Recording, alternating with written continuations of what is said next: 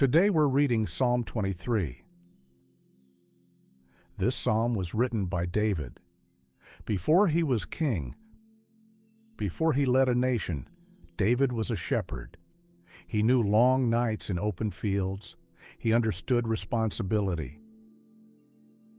He understood what it meant to guard something vulnerable. That matters, because when he writes these words, he is not borrowing an image. He is describing something he has lived. Verse 1 begins, "The Lord is my shepherd, I shall not want." That opening line is deeply personal. Not a shepherd, not the shepherd. My shepherd. David is claiming relationship. A shepherd in the ancient world was not symbolic decoration. Sheep depended entirely on their shepherd for direction, for protection, for provision. Sheep are not strong animals. They do not navigate danger well on their own. They are easily unsettled. David chooses that image intentionally. When he says, "The Lord is my shepherd," he is saying, I am not navigating life alone. That statement alone steadies the mind, because anxiety often grows from feeling responsible for everything. Responsible to foresee every outcome, responsible to prevent every danger, responsible to control what has not yet happened. But David places responsibility where it belongs. The Lord is the shepherd. Then he says, I shall not want. This does not mean he will never face difficulty. David's life included danger, betrayal, uncertainty. I shall not want means I will not lack what I truly need. That is different from getting everything you prefer. A shepherd ensures survival, guidance, protection, not luxury. For an anxious mind, this distinction is important. Anxiety often whispers, what if I do not have enough? What if I miss something? What if I cannot manage what is coming? David answers those fears with a declaration. Because the Lord is my shepherd, what is essential will not be withheld. That does not eliminate responsibility, but it removes isolation. You are guided. You are watched over. You are not self-contained. That truth alone interrupts the spiral of self-reliance. Now verse 2. He makes me lie down in green pastures. He leads me beside still waters. Sheep do not lie down easily. They only rest when they feel safe. Free from threat, free from hunger, free from agitation within the flock. If a sheep is anxious, it will not rest. David is describing a shepherd who creates conditions for rest. Green pastures represent provision. Still waters represent calm, not rushing water that startles, not turbulent movement. Still, this is not forced rest. He makes me lie down does not imply pressure. It implies care. A good shepherd knows when his sheep are exhausted. He leads them where their nervousness can settle. For the anxious mind, this is a powerful image. Rest is not weakness. Rest is the result of trust.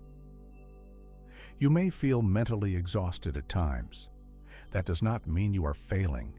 It may mean you have been carrying what was never meant to be carried alone.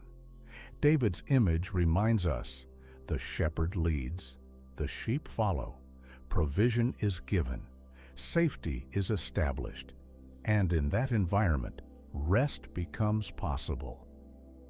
Verse 3 says, He restores my soul. He leads me in paths of righteousness for His name's sake. To restore means to bring back, to return something to its proper condition. David is acknowledging that the inner life can become depleted, not destroyed, but worn down. The word translated soul refers to the whole inner person.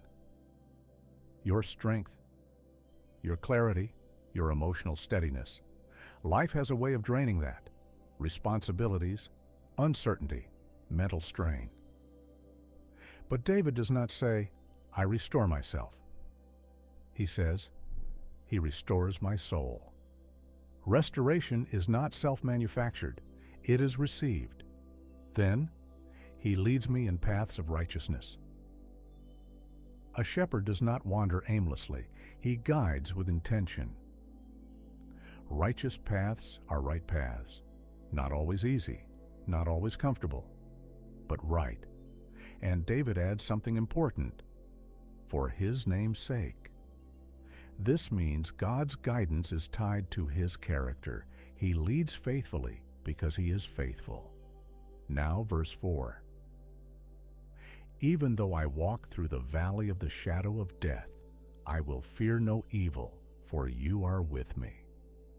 Notice something shifts here. David moves from talking about God to speaking directly to Him. You are with me. The valley is not denied. It is acknowledged. There are seasons that feel dark, uncertain, heavy. But David does not say he lives in the valley. He says he walks through it. Through implies movement, temporary. And the reason fear loosens its grip is not because the valley disappears. It is because of presence. You are with me. For an anxious mind, this matters deeply. Anxiety often grows in imagined isolation. It assumes you are alone in what you face. David counters that assumption. Presence changes the atmosphere of difficulty. Then he says, Your rod and your staff, they comfort me. A rod was used for protection. A staff was used for guidance. Both are instruments of care. Comfort here does not mean softness. It means security. There is protection against threat. There is correction when direction drifts. That is not harsh. It is attentive. David continues in verse 5. You prepare a table before me in the presence of my enemies. Provision in visible opposition. This is confidence that circumstances do not cancel care. And then verse 6. Surely goodness and mercy shall follow me all the days of my life, and I shall dwell in the house of the Lord forever. Notice the certainty. Surely, not maybe, not occasionally. Goodness and mercy are not random appearances. They are described as following, persistent, consistent. Psalm 23 does not promise a life without valleys. It promises a shepherd who remains present in them. For the unsettled mind, this psalm does not demand emotional perfection. It offers relationship. The Lord is your shepherd. Provision is not absent. Guidance is not withdrawn. Presence is not fragile. If your mind feels restless, you are not without direction. If you feel uncertain, you are not without care. The shepherd leads. The shepherd restores. The shepherd stays. Let that settle.